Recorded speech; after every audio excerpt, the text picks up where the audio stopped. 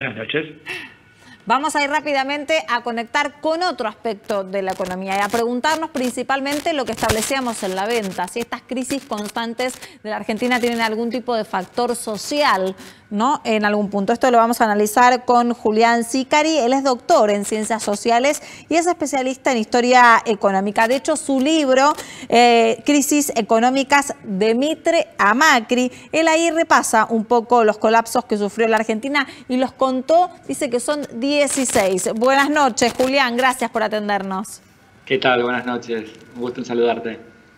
¿Cómo contabilizamos tantas crisis en las que aparecemos de una en otra cada 10 años, lo que especificás vos en tu estudio?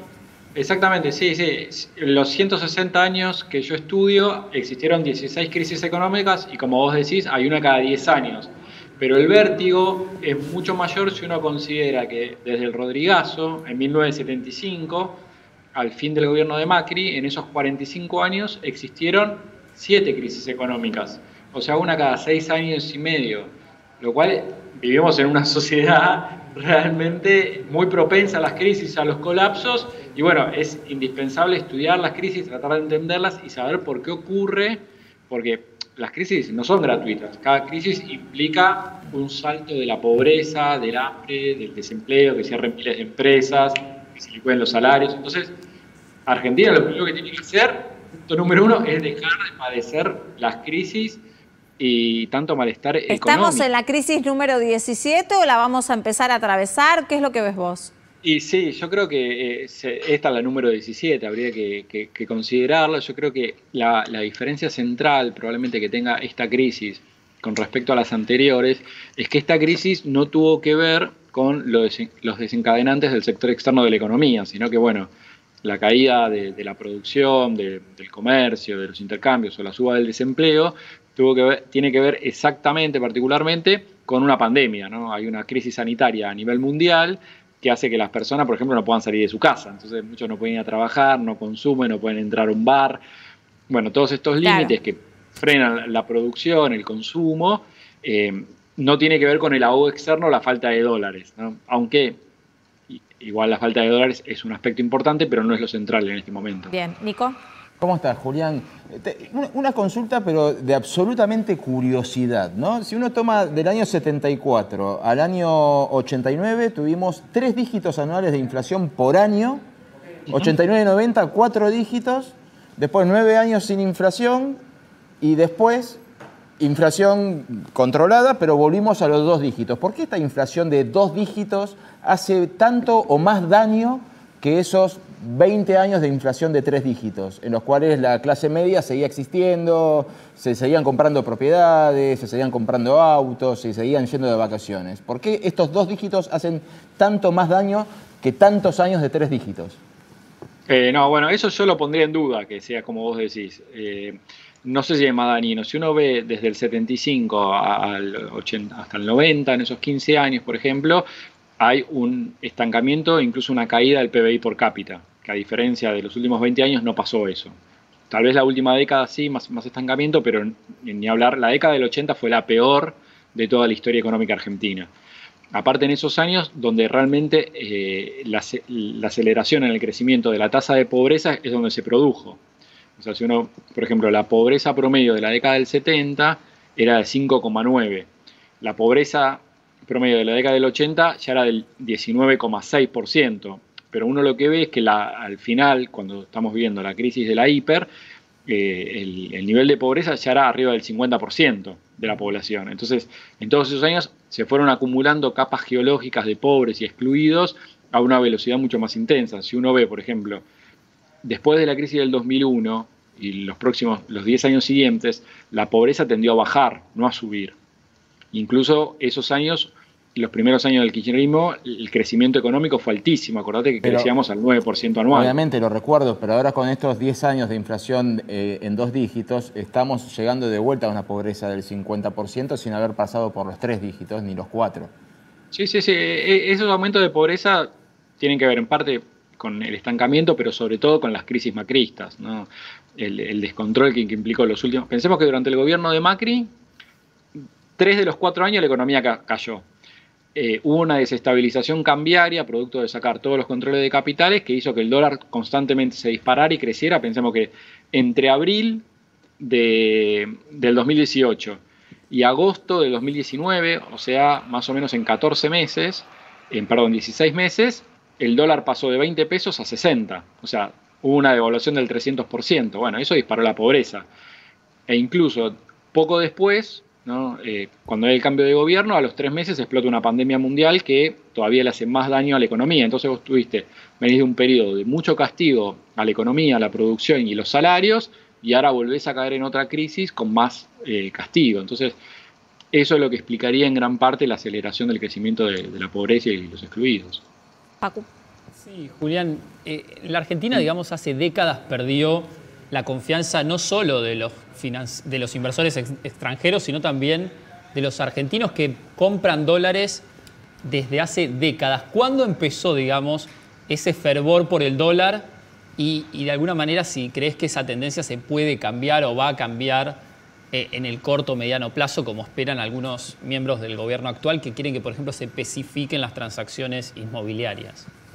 Sí, bueno, lo que vos señalás es uno de los principales problemas económicos argentinos y es lo que ha agravado la propensión a las crisis económicas. Sin duda, la cultura dolarizada argentina, que tenemos prácticamente un patrón bimonetario, ¿no? Porque las propiedades, las tarifas, la nafta, no sé, montones de elementos y la cultura política, incluso argentina, está muy atada a los vaivenes del dólar. Uno podría decir que el crecimiento de la dolarización en Argentina se dio prácticamente en paralelo a nivel mundial con el crecimiento de la hegemonía norteamericana a partir de los años 30. Lo que pasó en Argentina específicamente es que nuestra pasión por el dólar, en realidad el quiebre histórico más importante es con el Rodrigazo y también con la reforma financiera de Martínez de Hoz en abril del 77. Pensemos que históricamente cuando uno encuentra el primer aviso de una propiedad que se vende en dólares en el diario que se publica, es en julio de 1977. Hasta ese momento el mercado inmobiliario estaba especificado. Hoy en día no pasa eso, pero otro de los elementos que tenemos que entender que es central es que son en realidad el capital concentrado, el capital empresarial, los sectores más poderosos de la economía, son los que están obsesionados por dolarizar sus ganancias y fugarlas, lo cual hace que la demanda de divisas sea mucho más fuerte e inclemente constantemente se da en la economía argentina, provocando, ¿no?, los ahogos permanentes y las crisis.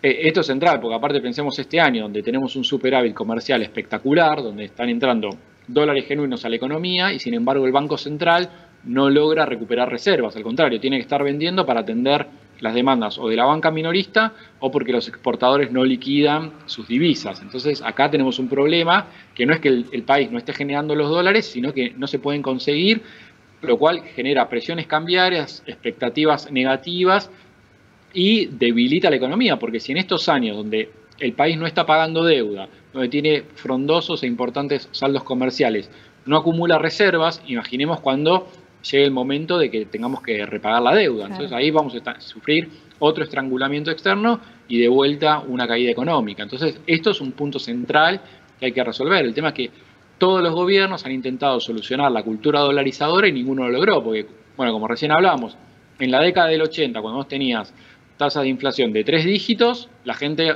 o sobre todo los sectores del capital más concentrado, ahorraban en dólares. Durante los 90, que tuviste inflación cero, seguían ahorrando en dólares y sobre todo fugándolos, ¿no? Conseguir los dólares para fugarlos. Durante las décadas kirchneristas hicieron lo mismo, a pesar de que tuviste crecimiento económico y superávit comerciales. Fugaban y dolarizaban. Cuando tuviste el cepo intentaron hacer lo mismo, cuando no tuviste el cepo, exactamente lo mismo. Pensemos durante el macrismo. Durante el macrismo el gobierno incrementó la deuda en 100.000 millones de dólares. Nos endeudaron a 100 años. Uno se pregunta a dónde fue a parar esa deuda externa, porque no fue a infraestructura, no fue a rutas, no fue a bajar la pobreza, mejores salarios, aumentar el consumo. Básicamente. No, ni siquiera. Tuvimos déficit todos los años. Pero el 86% de la deuda macrista terminó fugada. O sea, el endeudamiento macrista sirvió para alimentar la fuga de capitales de los sectores más concentrados de la economía. Entonces uno se puede preguntar cuál es la utilidad o ahí empezar a desnudar los mecanismos, las prácticas de cómo funciona la economía y los golpes de mercado, ¿no? Claro. Cómo se producen las corridas y por qué. Giselle. Sí, ¿qué tal, Julián? ¿Y cómo se cambia este prontuario de 16 crisis y una en camino para recuperar la confianza? ¿Cómo se hace? Y eso es muy difícil porque yo pienso que la clave central, lo que es prioritario, es construir un pacto político que permita construir un modelo económico que se pueda sostener en el tiempo. El tema es que en Argentina eso es lo que no es posible, porque está de alguna manera lo que llamamos la grieta, hay una fragmentación social y política muy fuerte que impide eso. O sea, porque si, por ejemplo, viene el kirchnerismo, ¿no? Y trata de cuidar el mercado interno, después viene el ciclo liberal, donde abre la economía y te dice, no, integrémonos al mundo. Si el kirchnerismo hizo toda la fuerza para desendeudarse, después viene Macri y se endeuda frenéticamente. Si el kirchnerismo intentó distribuir la riqueza y aumentar los salarios, el macrismo concentró la economía y licuó salarios. Bueno, si el kirchnerismo, no sé, aumenta los derechos sociales y el los derechos kirchnerismo laborales, también dejó algunas, no dejó todas cosas buenas, ¿eh? Yo no Aumentó digo el que gasto los también, la Bueno, planta del empleo, digo, pues si no estamos Sí, bueno, eso no sé si es necesariamente malo, pero más allá de eso, lo que yo quiero señalar es que hay ciclos liberales o neoliberales y ciclos populistas que oscilan permanentemente. O sea, tuvimos los 10 años de menemismo con la Alianza, donde eran políticas neoliberales, de apertura, de desindustrialización, Julián. de protección del mercado interno, y después 12 años populistas. ¿Sí? Yo escucho la relación, ¿no? A veces, y se hace constantemente la relación entre la economía y la política, ¿no? Según sea el partido o la coalición o la ideología que tengan. ¿Y en dónde entra la sociedad acá? ¿Cuál es el vínculo en algún punto entre las crisis económicas y los comportamientos culturales, la sociedad? Porque es una rueda que también hay que tener en cuenta. Las crisis económicas traen más pobreza y a la vez la pobreza genera cierta incertidumbre o desconfianza de quienes no quieren caer en la pobreza. Entonces terminan realizando maniobras para tratar de salvarse en esta economía. Y trae como un círculo vicioso. Exactamente, sí, porque acá lo que aparecen que son los ciclos económicos son cada vez más cortos, hay una propensión y una aceleración a las crisis, a los colapsos, y donde terminamos desplegando, sobre todo los sectores más concentrados, mecanismos de salvación individual. Entonces la posibilidad de construir lógicas colectivas armoniosas y prósperas o construir un proyecto de largo plazo que sea más estable, que sea previsible, que genere confianza es imposible, porque si todo el tiempo están presionando sobre el sistema cambiario, comprando dólares que generen inestabilidad, fragilidad, que no permiten que el Banco Central acumule reservas o apuestan a mecanismos predatorios, ¿no? De dolarización y fuga, bueno, el país se vuelve inviable. Y como vos decís, se empiezan a acumular capas geológicas de pobreza, que es lo que señalábamos. Cada crisis económica genera más y más pobres, porque la crisis hace que suba fuertísimo la pobreza. Después baja un poquito cuando viene la normalización, pero después viene la siguiente crisis que la vuelve a subir. Entonces vamos escalonando niveles de pobreza estructural y de exclusión altísimos que ya es más difícil de revertir, porque ninguna crisis después volvemos a los niveles previos. Gracias, Julián. Que tengas buenas noches. No, por favor, un saludo. Buenas noches. ¿Cómo las crisis económicas traen crisis en la pobreza y también la pobreza trae una migración interna que también conlleva problemas estructurales sociales de nuestro país? Nos vamos a dedicar después de esto, después del corte. Quédense.